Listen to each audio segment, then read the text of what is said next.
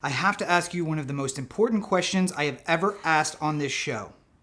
Is it appropriate that John Cho is being offered dad roles?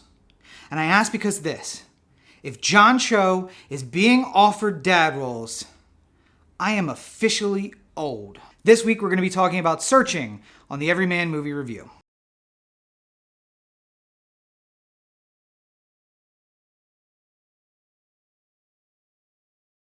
As I've been doing every single episode, I want to make sure to give a huge shout out to everyone who has been staying at home. I know a lot of states have been loosening their rules and some people have been heading out and into the world. Please, please, please do so safely if you're going to. That means social distancing, 6 feet, other than the people you're already being quarantined with. Wear a mask, wear gloves where appropriate. Just please, let's try and help stop the spread of this virus so that we can all get back to something close to normal very soon. And a huge special thank you to all of our frontline workers, the nurses and doctors who are going into the hospital to treat patients, the people who are going in and stocking shelves, the truck drivers who are bringing those products to stores. All of you, you're doing such a fantastic job. Thank you for all of the hard work that you do, and please keep it up. Know that we are all behind you. This week I'm going to be talking about Searching, a movie from 2018 that I specifically remember I wanted to go see, and I wanted to see it in special format. I felt like this was a movie, if there was any, that would really play into the special format. However, when you hold off to go see it in a special format, and you don't find it in a special format, then you forget and you don't see it. And that's what happened to me. I didn't end up seeing Searching. Before we get too far into it, let's get the pleasantries out of the way. Searching was directed by Anish Chaganty. It was written by Anish Chaganty and Sev Ohanian. It is starring John Cho as David Kim, Sarah Sohn as Pamela Kim, Michelle La as Margot, Joseph Lee as Peter, and Debra Messing as Detective Vic. Now, if you don't remember Searching from way back in 2018, seems like it was, about a decade ago now, the reason that I was so harping on seeing it in special format is that this movie was shot in a very different way. It was all done as if we were watching one screen or the other. Most of it was shot as if it was David Kim's screen on his computer. He spends a lot of time on his computer. That's how he communicates with his daughter, Margot, for most of the movie. And it was done as if it was his camera. We were seeing FaceTime videos. We're watching clips online. At one point, he actually logs on to Margot's computer, and now we're seeing it from her point of view. And at some point, it's unclear where we're watching, but it's done in the format of a YouTube video or as if we're watching streaming video online. Now, I thought that was such a unique concept and something I hadn't seen before, and I thought it would play out really well on a big screen like IMAX and with the kind of sound technology that would really let you test and see how well they had done the concept. But I didn't check it out because life gets away from you, and that's what happens. We're not always quarantined in our homes. And it took me an additional 2 years to find it and watch it, but I saw it, and I put it in my watch list, and here we are talking about it. Now, I didn't remember exactly what the advertising and marketing was for Searching. Basically that it's all done in this special format. It's about a father who's trying to find his daughter. I was kind of taken off guard at the beginning of the movie. I didn't really, obviously it's a new format, and you're trying to get used to that part of it. And then the relationship between the father and the daughter, and it does a little something to you as someone who lives far away from their parents and, thinking I probably should call them more often, I should FaceTime them more often, I should reach out more often, and seeing as Margot grows, her slowly pull away from her father. And there is a little bit of a backstory about her mother getting sick and how that impacted their relationship. But it's a really busy first act. And then when finally we get to that turning point that drops us into the heart of the movie, the second act, I just was like, okay, wait, where did this come from? Kind of out of nowhere. I wasn't really prepared for it. Was I supposed to look for clues? Did I miss some clues along the way? Is this a detective story? What are we doing here? And Debra Messing jumps on the scene as the detective. I think that this was masterfully done, that she seems to be so in control of everything at all times that you're like, all right, well, I'm just along for the ride then. Clearly, I'm not supposed to figure this out. She's figuring this out, and I'm just going to go along with her. And so we go on the journey as a father learns how little he knows about his daughter and tries to discover what her life was really like. And I think that this was meant to be a movie of warning back in 2018, probably 2016 when it was made, 2018 when it came out, about the teenage life on the internet and how kids are getting into some stuff that you don't have any idea about. And now we have TikTok, where adults are basically taking the role of teens and posting videos of them in their house. So everything's kind of gone screwy once we all got locked in together. But at that time, we were kind of circling back to where we were in the early part of the millennium, where parents didn't know a lot about the internet and things were changing so fast that they couldn't keep up. And it was really easy for kids to lie. And kids lied a lot. So David has to figure out who his kid is, because he clearly doesn't know. And he finds out there's a lot of lies going on. And he has to do that in the context of she's missing and I need to find her. Now, I know I said for these older movies I was going to keep it short and I wasn't going to do spoilers, but this movie is so good and has such a hard twist that I am going to do a spoiler section, just a quick one. So if you don't want to hear the spoilers, skip down to the time below, because the spoilers are coming at you right now. So I will say that not a lot of movies keep me guessing all the way until the end. I did a review for Knives Out, I believe, from back last fall, and it was one that kind of gave away what you thought was going to be the heart of the movie early on, and then you're kind of guessing all the way through what is supposed to happen, what am I looking for here, and you think you figure it out, and it throws you a little bit of a red herring, and it's all over the place. This is not that. This is a movie that the more involved you get, the more you follow along with David and with Detective Vic, you're just more in the story and you want to believe. You're with the father saying, I want to find my daughter.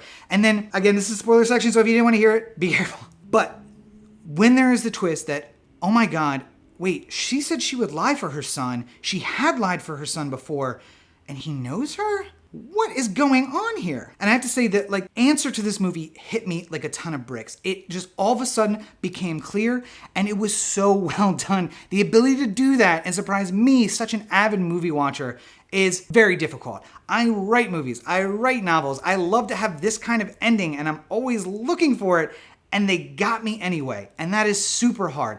And the fact that the detective volunteers for the case because she knows the entire story and she twists and she moves and she's manipulating everything and she does it so well we don't even see it, and it is only an accident.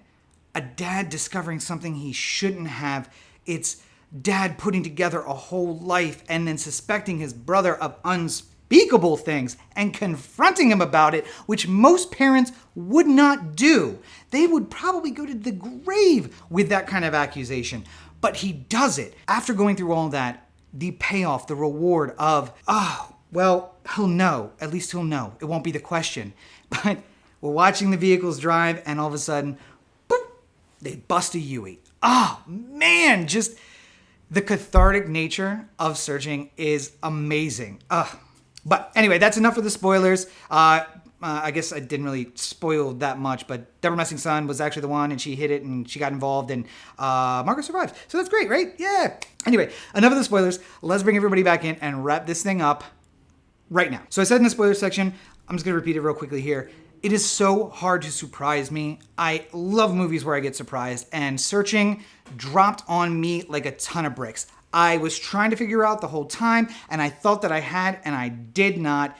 Every time they lead you down the primrose path, you follow it. Then they slap you with the red herring and they jerk you in a different direction. I don't think it was the format. The format was great. It was unique. It was something different, and that is fine. Let's experiment. Let's do those things. This story could have been told in any format, traditional or otherwise, and it would have still been amazing.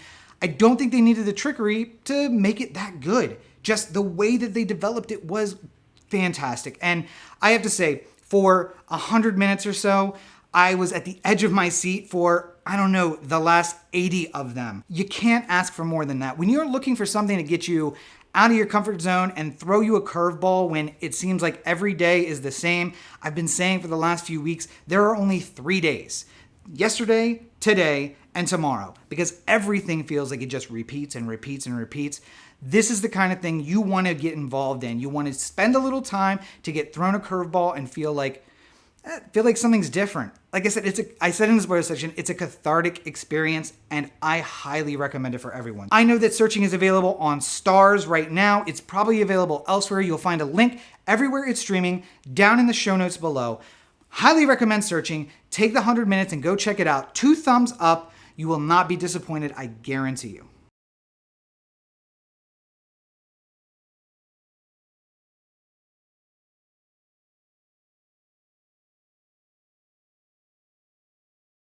So there you have it, yet another episode of the Everyman Movie Review in the books. I am hoping that this is the last closing I'm going to have to do wearing a baseball cap because, oh, please, let the barbershops and salons reopen. I really need a haircut, and I promise you everything will be back to fully normal once I can get my haircut. But I have been keeping the beard straight. I've been trying to keep my mind straight. I've been trying to keep life together. I hope you are too. I know this can be super difficult, but I hope you're finding a little bit of diversion in these reviews. I'm trying to keep up 2 per week just for you to keep something new coming at you. Life in quarantine is not going to be easy, but let's take safe precautions so we can move out and defeat this thing for good. Please take care of yourselves and each other in these times. On a personal level, I'd like to say a huge thank you to all my supporters on Patreon. You guys are the motivation to keep me moving forward. It is so fantastic to see messages about the stuff that I post, when I give you early episodes, when I give you broken episodes. I did an episode about bad education and the audio was basically ruined, but I was able to put together a kind of an episode and I sent it out just to my patrons, so only they know my thoughts about bad education. If you want to be one of the chosen few, it is super easy. Head on over to patreon.com, that's patreon.com/Robert N. Cheek, and for as little as $1 a month, you can join the crew. It'll get you early access to things. It'll get you notes in my books in the future.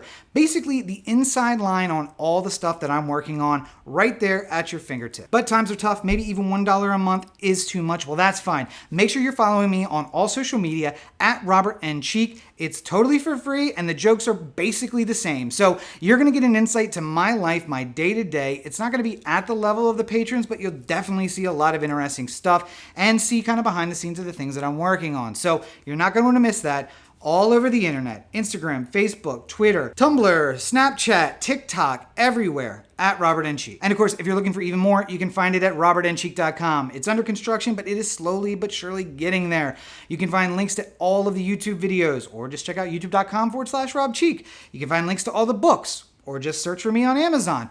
All of that is available at robertncheek.com. And if you can't get enough of me, why would you? Make sure you are checking out the Oh the Anthem podcast. New episodes every Tuesday. You can find that at ohtheanthem.com, youtube.com/Oh the Anthem, and at Oh the Anthem on all your social networks.